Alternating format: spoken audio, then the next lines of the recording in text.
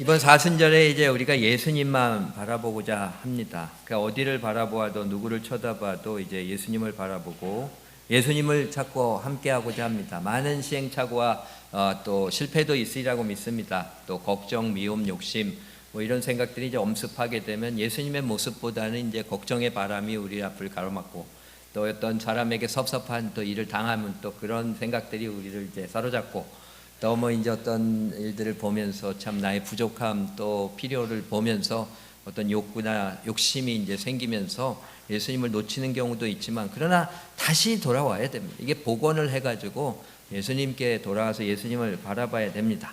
예수님을 바라보고 그렇게 함께하려는 이유는 예수님의 사랑을 온전히 깨닫기 위해서 그렇습니다. 예수님은 사랑이시잖아요. 그러니까 예수님의 실체를 그렇게 느끼고 함께하는 것은 그 사랑 가운데 거하는 겁니다. 요한일서 4장 16절은 하나님은 우리를 사랑하시는 사랑을 우리가 알고 믿었느니 하나님은 사랑이시다. 사랑 안에 거한 자는 하나님 안에 거하고 하나님도 그 안에 거하느니라. 그러니까 우리가 사랑하면서 하나님이 있으시고 하나님 안에 거하면서 또 사랑하게 되고 이렇게 되는 거죠. 그러니까 주님의 사랑을 온전히 알고 믿을 때 주님 안에 거하는 것이고 진정한 주님의 함께하는 삶은 주님의 사랑을 제대로 알고 또 누릴 때라고 그렇게 말씀합니다. 그런데 이제 많은 그리스도인들이 성경 말씀을 통해서 또 사람들의 이야기를 통해서 예수님의 사랑을 그렇게 듣고 알고는 있지만 진실대의 그 사랑을 믿고 느끼면서 그 사랑 안에 살지 못하는 모습이 많습니다. 많은 그리스도인들이 주님의 사랑 안에 거하면서 은혜롭게 살지 못하고 두려움 속에 계속 살아가고 사랑받지 못한 사람은 두려움이 많습니다. 그리고 이제 죄책감, 정죄감의 무거운 감정 아래 눌려서 살아가는 그런 모습이 있습니다. 그 사랑 안에서 참된 안식과 기쁨을 누리지 못하는 안타까운 모습입니다. 그러니까 교회 나와서 이제 예배드리고 밝은 모습을 보이지만 그러나 내면적으로 우리가 무거운 짐을 지고 힘겨운 하루하루를 살아가고 있을 수가 있는 겁니다. 이 땅에 예수님이 오신 이유는 십자가 지신 이유는 그 사랑으로 우리를 그런 삶에서 노연하게 해주시기 위해서 오셨습니다. 우리가 예수님을 찾고 바라보고 그리고 이제 만나고 함께 하고자 하는 것은 그분의 사랑을 온전히 깨닫고 그 받아 누리기 위해서입니다. 그 예수님의 사랑, 그 십자가 사랑이 가장 온전하고 진실된 그 사랑입니다. 그 사랑을 우리가 받을 때에 이 고통과 아픔의 치유를 체험하고 행복하게 살 수가 있습니다. 사람이 사랑받으면 행복하잖아요. 근데 사랑을 못 받으면 그렇게 불행합니다. 그래서 이제 특별히 창조자인 하나님, 예수님의 그 사랑을 받지 못하게 될 때에 우리가 온전한 행복한 삶을 살 수가 없는 거죠. 오늘 본문은 이제 사도 바울이 깨닫고 체험했던 예수님의 사랑, 십자가 사랑, 그 사랑은 그냥 놀라운 사랑입니다. 그 사랑에 대한 이야기입니다. 하나님은 당신의 독생자 예수 그리스도를 통해서 당신의 그 놀라운 사랑을 보여주셨습니다. 그 세 가지 사랑에 대해서 그 놀라운 사랑의 실체를 우리가 함께 묵상합니다. 먼저 그 사랑은요, 원수를 사랑하신 놀라운 사랑이라고 그렇게 말씀합니다. 6절을 보면 이제 우리가 연약할 때라고 그러잖아요. 그리고 이제 8절을 보면 우리가 아직 죄인 되었을 때라고 말씀합니다. 그리고 이제 10절을 보면 우리가 하나님과 아직 원수가 되었을 때 이렇게 이야기합니다. 이때 그리스도께서 우리를 위해서 우리를 살리기 위해서 이때 죽어주셨다는 겁니다. 우리가 연약하고 부족할 때 우리가 죄인일 때 우리가 하나님과 원수가 되어서 하나님의 마음을 아프시게 해드릴 때 그때에 하나님이 우리를 사랑하셔서 우리를 살리시려고 독생자를 보내셔서 죽게 하셨다고 그렇게 말씀합니다. 그러니까 아무리 가족이라도 식구라도 그렇게 참 원수같이 굴면은 힘든 겁니다. 남이 그러면 더더욱이나 힘든 거잖아요. 그러니까 원수같이 구는 사람을 그렇게 사랑하기는 정말 힘든 겁니다. 그런데 하나님은 원수가 된 인간을 사랑하셨습니다. 그러니까 이거는 바로 우리가 잘 얘기하는 그 무조건적인 사랑입니다. 어떤 조건 때문에 그 사람이 나한테 참 잘해줘서 사랑을 할 만한 자격이 있어서 그렇게 사랑하는 게 아닙니다. 사랑받을 자격이 전혀 없고 오히려 징벌과 심판을 받아야 될 사람인데 그렇게 사랑을 해주셨다는 겁니다. 그러니까 이게 놀라운 사랑이고 우리는 이 사랑을 깨닫고 체험해야 정말 온전한 삶을 살 수가 있습니다. 왜냐하면요, 이 세상은 너무나 자격과 조건으로 가득 차 있기 때문에 그렇습니다. 어딜 가든지 그냥 이 조건과 자격을 요구합니다. 이에 맞춰서 살아야 되고, 그리고 다른 이들에게도요, 내가 이 조건과 자격을 자꾸 요구합니다. 사랑을 주고받는 대상도 이 자격과 조건에 따라서 선택합니다. 그래서 여기에 해당되지 못하면 얼마나 그렇게 이제 힘든지 모릅니다. 우리가 이런 자격과 조건 때문에 거기에 맞추지 못해서 소외감과 고통과 아픔을 당하고 삽니다. 우리도 내 자신이 설정해 놓은 그런 이제 자격과 조건으로 정말 내가 아무리 100번을 양보해도 이런 사람은 정말 사랑할 수 없어, 이렇게 생각하는 사람들이 있습니다. 그러니까 베드로가 이제 예수님께 와서 그렇게 물어보잖아요. 주여, 형제가 내게 죄를 범하면 몇 번까지 용서할 수 있습니까? 7번까지니까? 그렇게 물어보잖아요. 그러니까 그 베드로는 자기는 7번까지는 용서해 줄 수 있다는 겁니다. 그러니까 베드로의 그 용서와 사랑의 기준이 7번까지입니다. 그러나 그 이상 그렇게 잘못하는 사람은 난 도저히 받아들일 수가 없다고 하는 자기의 그런 한계와 또 조건을 그렇게 이야기를 하는 거죠. 참 7번까지, 동일한 잘못을 7번까지 짓는데 용서해 준다는 건 굉장한 그런 용서와 사랑이지만 어쨌든 제한과 또 그 조건이 있다고 하는 것을 그렇게 보여주고 있습니다. 그런데 예수님은요, 기준 같은 게 없습니다. 그러니까 아주 자기를 무시하고 거부하고 욕하고 모욕하고 죽이는 자, 그런 원수까지도 그렇게 사랑을 해주시는 겁니다. 이게 놀라운 사랑입니다. 이 놀라운 사랑이 사람을 변화시키지 않습니까? 사마리아 여인, 가늠하다 잡힌 여인, 창녀, 세리 모두 예수님께 사랑의 대상입니다. 사랑으로 품어주셔서 변화시킵니다. 아버지 재산 다 가지고 타국으로 그렇게 가서 다 허비한 탕자도 아버지가 사랑으로 품어주시니까 변화되지 않습니까? 그러니까 우리가 예수님의 사랑을 받아서 변화돼야 되고, 또 받은 바 그 사랑으로 다른 사람들을 품어주어서 변화시키는 그 사명을 우리가 감당해야 될 줄 믿습니다. 바울은 이게 얼마나 놀랍고 신기한 사랑인지 세상의 경우를 들어서 설명합니다. 세상 사람들이 의인을 위하여 죽는 것도 쉽지 않다. 바른 소리하고 올바른 길은 가는데 그렇게 선한 게 없는 사람이 의인일 수가 있죠. 그런 사람들을 위해서 간혹 그렇게 희생할 수 있지만, 그러나 이제 선인을 위해서는 용감히 죽는 자가 간혹 있다, 그렇게 얘기합니다. 그러니까 의로우면서 또 착하고 이런 사람들을 위해서는 아낌없이 자신을 희생할 수 있는 그런 사람들이 있는데, 근데 죄인을 위해서는 죽는 자가 없습니다. 누가 죄인을 위해서 죽어줍니까? 아우, 저 사람 그냥 보통 사람이 안 좋은 사람인지 몰라. 저렇게 안 좋은데 내가 저 사람 때문에 손해볼 이유가 뭐가 있겠어. 나는 싫어. 이제 그런 게 인간적인 생각 아니겠습니까? 그런데 예수님은 아직도 당신과 원수가 된 죄인이고 연약한 자를 그냥 사랑하셔서 그렇게 죽어주셨다, 그렇게 말씀합니다. 이거는 정말 놀라운 사랑입니다. 이걸 우리가 체험하고 배우고 실현해 나가는 것이 우리의 신앙의 목표입니다. 그러니까 결국은 신앙생활 하면서 계속해서 엎치락뒤치락하고 돌리고 그래서 결론은 사랑으로 나와야 됩니다. 이게 그냥 계속 엎치락뒤치락하고 그러면서 정죄로 나오면 이게 신앙이 잘못이 된 겁니다. 그래서 우리에게 사랑해야 되죠. 예수님의 원수가 되었을 때 사랑하지 않습니까? 너는 사랑받을 만한 자격과 조건이 안 돼. 너는 죄인이야. 너는 충분히 괜찮은 사람이 아니야. 그러면서 그냥 계속 우리를 참소하는 사단의 소리가 있습니다. 계속 들립니다. 그런데 이제 그런 소리들이 가까운 사람으로부터 들리는 거예요. 그러니까 significant 하더라 그러잖아요. 그게 우리의 부모님입니다. 태어날 때부터 부모님한테, 그리고 형제들한테, 그리고 주변 친구들한테, 선생님한테, 직장 다니면서 동료들한테, 보스한테, 여기저기서 인간관계 속에서 얘기를 하는데, 당신은 이런 사람이야, 당신은 뭔지 알아, 당신은 퀄리피케이션이 안 되는 사람이야, 당신은 뭔가 부족한 사람이야, 이런 참소하는 소리를 우리가 계속 들으면서 우리의 마음 안에 그런 정죄 음성이 계속 들립니다. 그게 마음이 불편하고 불안하고 위축되고, 그래서 때로는 분노에 사로잡히기도 합니다. 그러니까 내성적인 사람들은 이러한 이야기를 들으면서 굉장히 그렇게 위축되고, 그러니까 이제 피해버립니다. 자꾸 피해버립니다. 이게 반대적인 사람들은 거기에 대해서 굉장히 분노하면서 그렇게 fight back을 하는 겁니다. 싸웁니다. 감정을 표출합니다. 그러나 성경은 말씀합니다. 그러므로 그리스도 예수 안에 있는 자에게는 결코 정죄함이 없다, 그렇게 얘기하지 않습니까? 그리스도 안에 있는 사람, 그 사랑 안에 거하는 사람은 그 누구도 정죄할 수가 없다는 겁니다. 아무리 마귀가 참소를 해도 그 마음이 사랑으로 충만하면 그게 그렇게 큰 영향을 끼칠 수가 없는 겁니다.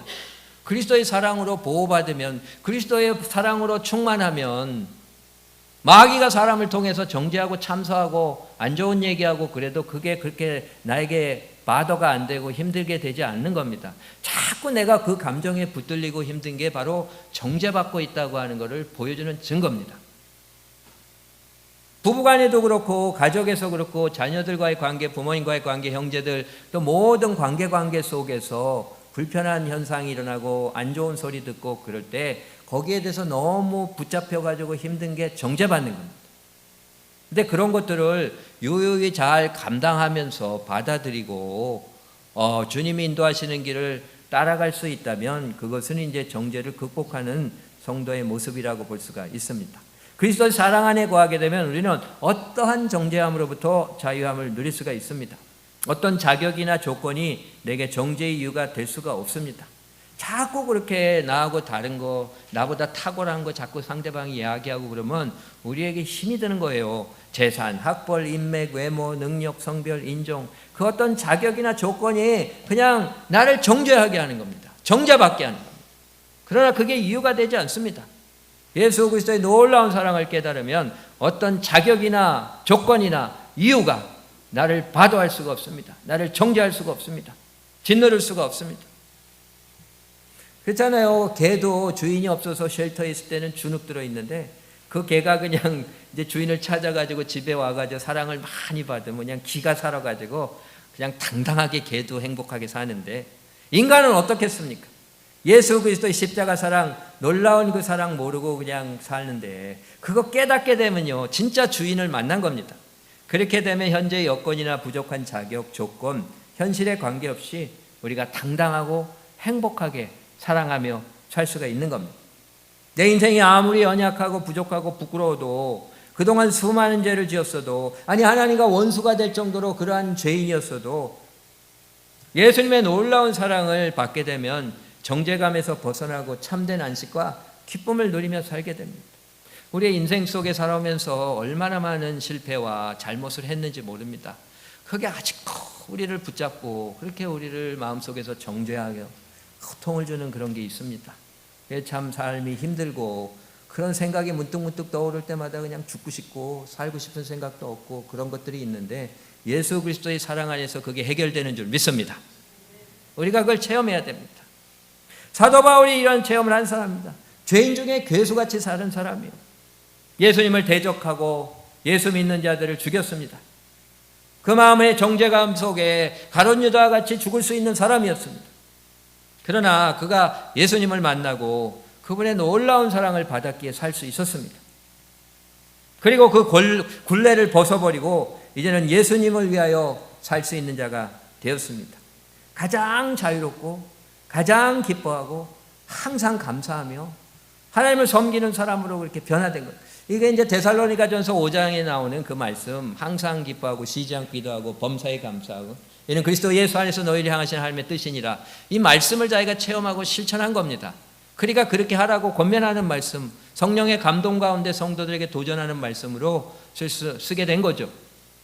우리는 항상 기뻐하고 범사에 감사할 수 있습니다. 그리고 항상 주님의 뜻을 이루어드리는 인생으로 살아가면서 복음의 증인으로 그렇게 살 수가 있는 것. 이것이 바로 예수 그리스도의 놀라운 사랑을 그렇게 체험한 사람이 간증하는 삶의 모습입니다. 이번 사순절에 예수님을 제대로 만나고 그 예수님의 놀라운 사랑을 체험하게 되시기를 주님의 이름으로 축원합니다. 그리고 이제 둘째로 아들을 내어주신 놀라운 사랑입니다. 10절 전반부 말씀 보면 곧 우리가 원수 되었을 때 그의 아들의 죽으심으로 말미암아 이렇게 얘기하잖아요. 놀라운 하나님의 사랑은요, 연약한 죄인, 하나님의 원수인 사람을 사랑해서 구해주시기 위해서 당신의 독생자를 아낌없이 주셨다고 말씀을 하는 겁니다. 하나님의 사랑이 우리에게 이렇게 나타나신 바 되었나니 이는 하나님이 자기의 독생자를 세상에 부르심은 그로 말미암아 우리를 살리려 하십니다. 요한일서 4장에 나오는 말씀입니다. 아버지가 자기 외아들을 우리를 위해서 내어주실 정도로 사랑하셨다는. 그러니까 사랑하면은 주지 않을 수가 없습니다. 하나님을 사랑하고 이웃을 사랑하면 하나님께 드리고 이웃과 나누고 그렇게 주지 않을 수가 없는 겁니다. 우리 성도분들도요, 자녀분들 또 뭐 손주들 사랑해서 그저 주고 싶은 거 아니겠습니까? 그냥 안 받으니까 안타까우잖아요. 야이 좀 받아라, 그냥 내가 주는데 너 얼마나 사랑하고 주고 싶은데 그러면서 그냥 막 주려고 그러잖아요. 왜 그러냐면 그냥 사랑입니다. 이 사랑의 감동이 이 사람을 주게 만드는 겁니다. 근데 사랑의 정도에 따라서 주는 것이 다르잖아요. 적당히 사랑하는 정도는 적당한 정도 주게 돼 있습니다. 그러나 굉장히 사랑하는 사람한테는 많이 줍니다. 물질, 시간, 마음까지 다 바쳐서 그렇게 내어주게 되는 겁니다. 근데 하나님은 우리를 얼마나 사랑하셨으면 독생자까지 주셨겠습니까? 믿으십니까? 아멘. 이 독생자를 주신 하나님의 사랑을 믿어야 됩니다. 아이 뭐 그런 얘기가 어딨어. 애들을 어떻게 줘. 아들이 뭐야. 하나님이 왜 아들이 계셔. 이게 아니라 정말 하나님이 독생자를 우리를 위해서 나를 위해서 주셨다고 하는 사실을 믿어야 됩니다. 독생자가 가장 귀한 거 아니겠습니까? 독생자까지 주셨다면 주시지 못할 게 뭐가 있겠습니까? 그래서 로마서 8장 32절에 말씀합니다. 자기 아들 아끼지 아니하시고 모든 사람 위해 내주시니까 어찌 그 아들과 함께 모든 것을 우리에게 주시지 않겠습니까? 분명히 얘기합니다. 모든 것이라고 얘기합니다. 마태복음 6장에서도 하나님의 나라와 그를 구하라. 그리하면 이 모든 것을 너에게 더하시리라. 모든 거라고 얘기하잖아요. 일부가 아니라 조금이 아니라 어떤 한 부분이 아니라 모든 것을 너에게 더하신다고 분명히 성경이 말씀을 해주셨습니다. 모두 다 주십니다. 하나님의 에덴 동산에서 아담과 하와에게 선악과를 제외한 모든 것을 주셨습니다. 선악과 빼고 다 주셨습니다. 선악과는 하나님께 온전히 순종하고 하나님께 예배해야 된다고 하는 것을 상징하는 겁니다. 하나님 나라 의를 먼저 구하는 것을 상징합니다. 그러면 다 주시는 겁니다.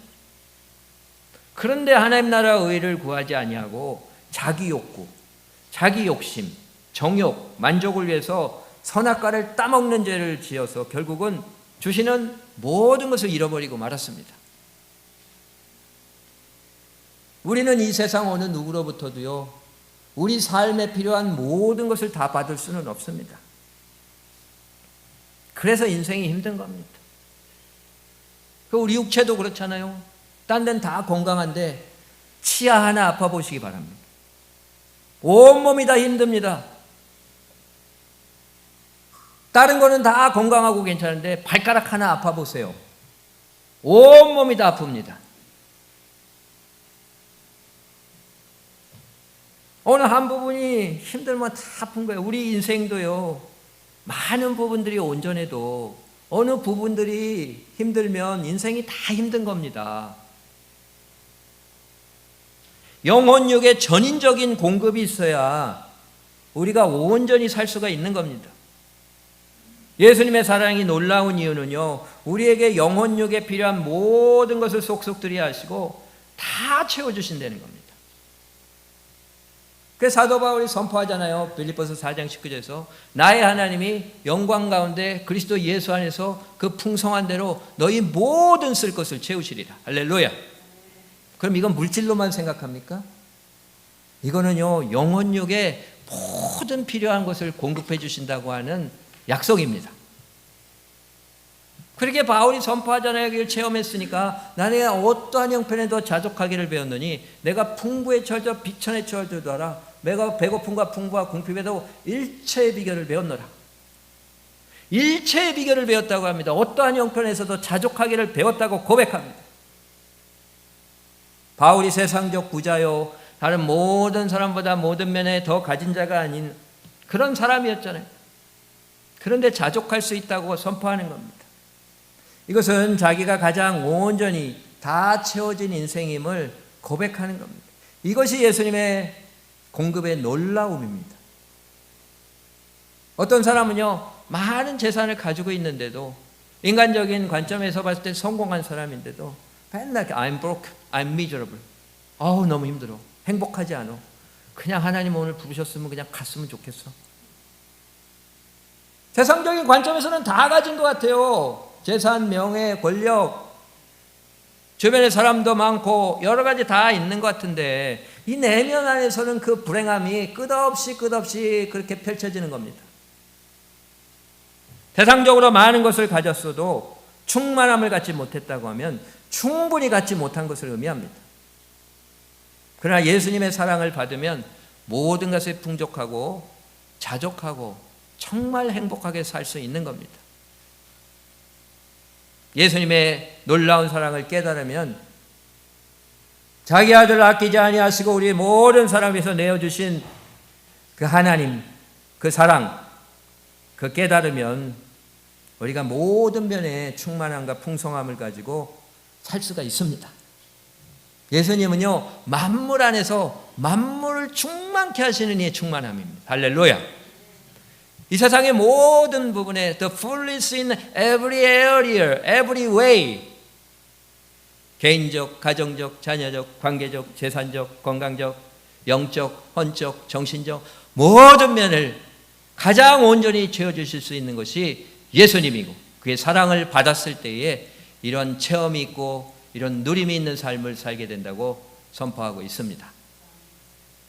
그리고요, 셋째는 하나님과 화목하게 해주셔서 구원해 주시는 사랑이기 때문에 예수님의 사랑이 놀라운 사랑입니다. 주님의 사랑이 놀라운 사랑입니다. 10절을 다시 보면 그 우리가 원수되었을 때 그의 아들의 죽으심으로 말미암아 하나님과 화목하게 되었은즉 화목하게 된 자로서는 더욱게 살아나심으로 말미암아 구원을 받을 것입니다. 하나님의 그 사랑이 놀라운 이유는요, 우리가 하나님과 그렇게 화목하게 해주셨다 그렇게 말씀하죠. 하나님 우리를 사랑하셔서 자꾸 걱정하십니다. 저 죄 지어가지고 저렇게 죽어가는데 고통당하는데 저거 어떡하나. 그게 마음적으로 이렇게 이제 많이 건선을 하시는데 마음만 그렇게 하신 게 아닙니다. 테이크 액션을 하신 거잖아요. 가장 귀한 아들을 내어주셔서 우리를 살려주셨습니다. 우리는요, 마음만 가지면 안 됩니다. 이 예배라고 하는 거는요, 우리가 하나님에 대한 사랑을 표현하는 겁니다. 표현하는 겁니다. 우리가 얼마나 그렇게 마음만 가지고 사는지 모릅니다. 마음과 이 순종과 표현이 있어야 됩니다. 하나님에 대해 사람에 대해서 다 그렇게 나타나야 되는 거죠. 바로 하나님이 이거를 보여주셨습니다. 당신의 아들을 보내주셔서 화목해 하시고 우리를 구해주시고 우리가 그분과 함께 영원히 살 수 있는 그런 길을 열어주셨습니다. 죄를 용서함 받고 예수 그리스도의 십자가 보혈의 은총으로 구원받고 화목하게 해주셔서 날마다 주님과 함께 동행하며 살 수 있도록 인도해 주신 겁니다.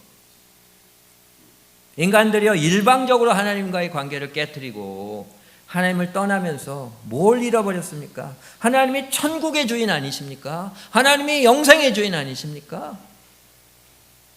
하나님하고 잘 살면 그거 다 주시는데 그냥 일방적으로 욕심으로 그거 떠나가지고 그냥 천국 삶 잃어버리고 영생을 잃어버렸습니다. 얼마나 안타깝습니까?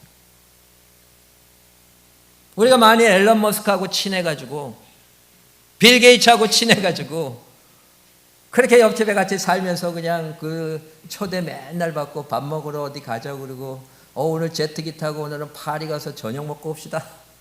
차원이 틀린 삶을 막 살고 있는데 근데요, 우리가 그 조그만 거 하나 그냥 탐내가지고 그 집에 그냥 갔다가 금접시 하나 훔쳐가지고 나왔는데 그게 걸려가지고 관계가 다 깨진 거예요. 그럼 다 잃어버릴 거 아니에요. 그게 이제 영어로는 이제 퍽이라고 그러잖아요. 퍽. 회사 같은 데서 좋은 회사 같은 데는 그냥 베네핏이 아주 좋습니다. 그러니까 뭐 휴가비로 1년에 몇만 불 주고 뭐 어디 그냥 뭐 그렇게 크루즈 할 수 있는 티켓도 막 주고 뭐 최고의 호텔에서 며칠씩 묵을 수 있는 티켓도 1년에 몇 장씩 나오고 뭐 그냥 월드 시리즈 막 볼 수 있는 티켓도 나오고 좋은 회사는 게 퍽으로 그냥 직원들한테 주는 거예요. 근데 내가 그 회사에서 그 임플로이한테 잘못하고 일방적으로 죄를 져가지고 그 관계가 탁 깨져서 거기서 쫓겨나게 되면 다 잃어버리는 거예요. 그 퍽을. 우리가 하나님과의 관계 속에서 그렇게 다 주셨는데 천국을 누릴 수 있는데 그 영생을 누릴 수 있는데 그 죄 때문에 그 선악과 따먹는 그것 때문에 죄를 짓고 하나님과 관계를 일방적으로 파괴해버리고 그리고 이제 천국도 잃어버리고 그리고 영생을 잃어버린 겁니다. 그런데 이제 그걸 어떻게 회복시킵니까? 우리가 그렇게 파괴를 했는데 우리가 다시 화목합시다 그러고 앨런 머스크한테 갑니까? 빌 게이츠한테 가서 다시 화목합시다 그러면 그 사람이 받아주겠습니까? 우리가 죄를 다 져놓고 그 위대하신 하나님 앞에 가서 아이고 화목하게 해주세요 그렇게 된다고 되겠습니까? 그거는 바로 독생자밖에 할 수 없는 겁니다. 그래서 하나님이 독생자를 내어주신 겁니다. 독생자를 내어주셔서 십자가에서 죽게 하심으로 그러므로 우리가 하나님 앞에 나아가 화목하게 되는 길을 열어주신 겁니다. 할렐루야. 그래서 우리가 살 길이 열리게 되고 살아나심으로 말미암아 구원을 받게 해주신 겁니다. 부활하셔서 우리도 죽음을 이기고 부활해서 영원한 생명을 누리게 해주신 겁니다. 그래서 우리가 예수 그리스도를 통해서 지금 이 시간부터 그분의 사랑을 온전히 깨닫고 누리며 살면서 천국 삶을 그 잃어버렸던 천국을 다시 회복하고 살아가게 되고 영원히 살아가게 된다고 말씀을 하는 겁니다. 그래서 예수님밖에 소망이 없습니다. 예수님의 사랑을 깨달을 때에 이 일이 일어나게 되는 줄 믿습니다. 어떤 부자가 이제 1,000억을 가진 부자인데요. 이 강연을 하는데 그분은 이제 재산만 많은 게 아니라 아주 현자이고 그리고 이제 아주 가정도 잘 돌보고 복된 삶을 사는 사람으로 알려져 있는데 그분이 강연을 하는데 그런 거예요. 1,000억을 내가 가지고 있는데 여러분 근데요 이 1,000억에서 이 뒤에 000 재산과 명예와 권력입니다. 그런데 이 앞에 일이 뭔 줄 압니까? 이 일이 건강과 가족입니다. 그럼 여러분 재산과 명예와 권력을 가졌어도 건강을 잃어버리면 무슨 의미가 있을까요? 뒤에 000은 일이 없어지면 0입니다.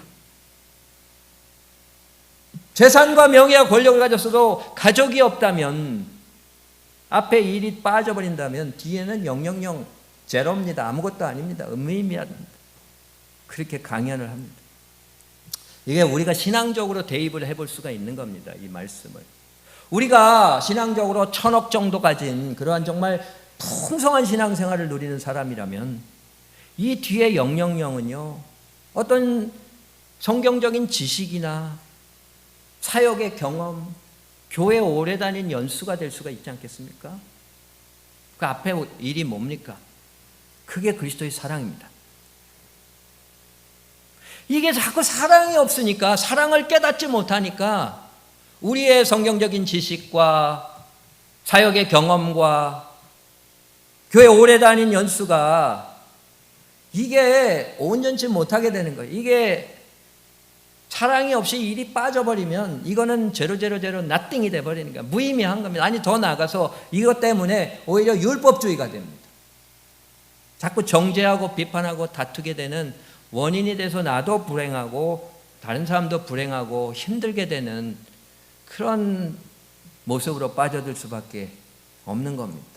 그래서 예수 그리스도의 십자가 사랑을 우리가 깊이 깨달아야 됩니다. 예수 그리스도의 십자가 사랑을 깊이 깨달아야 됩니다. 거기에 소망이 있습니다. 그거 외에는 소망이 없다고 믿습니다. 모든 성경 공부, 사역, 또 교회 다니고 이런 모든 것들이 이 사랑의 기초 위에서 되어질 때 이게 정말 은혜의 역사를 이루는 자원이 될 줄 믿습니다. 이 사순절에 예수 그리스도의 십자가 사랑을 깊이 깨닫게 되길 바랍니다. 말씀, 기도, 신앙일기 쓰면서 성령의 도우심을 간구하며 순종하고 주여 내가 십자가 사랑 좀 깨닫게 해주시옵소서. 주의 놀라운 사랑 깨닫게 해주시옵소서. 그 깨달음을 그렇게 이루게 되고 주의 사랑 가운데 거하며 진정으로 행복하고 가치 있는 삶을 살아가며 예수의 증인된 삶을 마음껏 살아누리고 주님이 부르시는 그날까지 살아내다가 주님과 영원히 함께 동행하게 되는 저와 여러분들 다 될 수 있기를 주님의 이름으로 축원합니다. 기도하시겠습니다. 사랑의 하나님, 우리가 신앙생활도 오래 하고 교회도 오래 다니고 섬겼는데 참 힘들 때가 많습니다.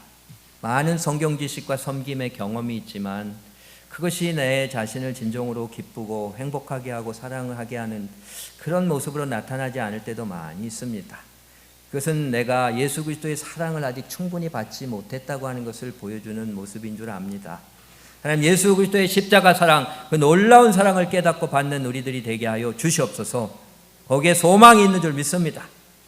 이 사순절에 말씀을 묵상하고 기도하며 신앙일기 쓰고 성령님의 도우신 가운데 또 따라가며 예수님 그 사랑을 깨닫게 해주시기를 간절히 간구하며 찾고 구하는 가운데 예수님의 그 사랑을 온전히 깨닫게 되는 놀라운 역사가 이 사순절에 펼쳐질 수 있도록 축복하여 주시옵소서. 그 사랑을 깨닫고 모든 죄책감과 고통을 이기게 되고 행복하게 살게 하여 주시옵소서. 그리고 진짜 능력 있게 복음을 증거하며 생명을 살리는 귀한 사명을 감당하는 참된 예수님의 사람, 복음의 사람들이 될 수 있도록 인도하여 주시옵소서. 하나님께서 이루어 주실 줄 믿고 감사드리며 이 모든 말씀 우리를 사랑하시는 예수님의 이름으로 기도드렸습니다. 아멘.